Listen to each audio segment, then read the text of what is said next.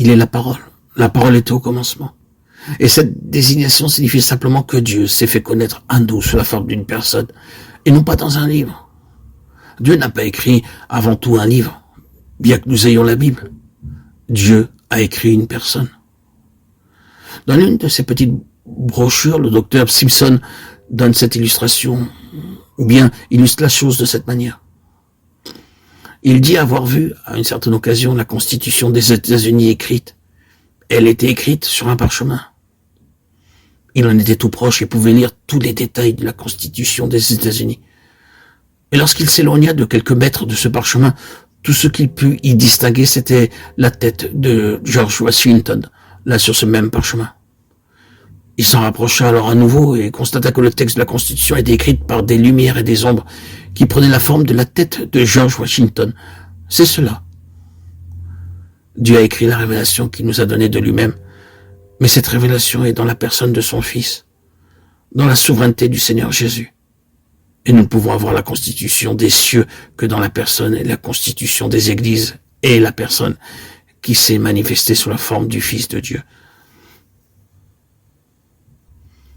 Vous et moi, frères et sœurs en Christ, n'aurons pas des choses, que ce soit doctrine ou enseignement ou autre chose, qui puissent nous aider.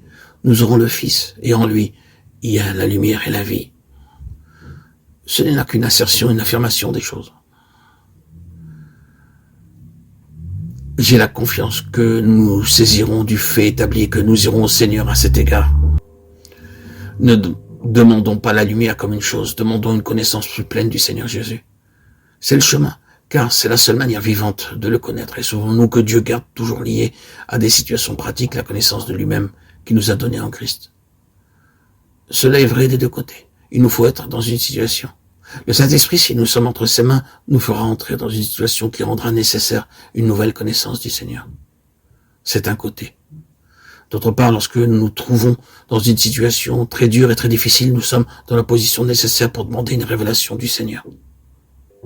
Le Seigneur nous garde dans des situations qui sont dures, véritablement dures.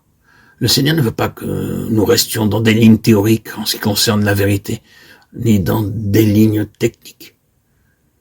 Évitons la technique comme une chose en soi et reconnaissons bien que le Nouveau Testament contienne une technique. Nous ne pouvons pas simplement en extraire la technique sans l'appliquer. Il nous faut entrer dans des situations pareilles à celles du Nouveau Testament pour avoir une révélation du Christ qui réponde à cette situation.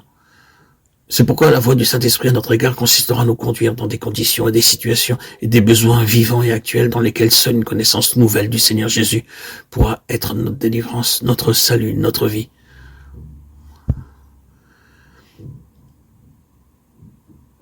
Non pas la révélation d'une vérité, mais une révélation de la personne.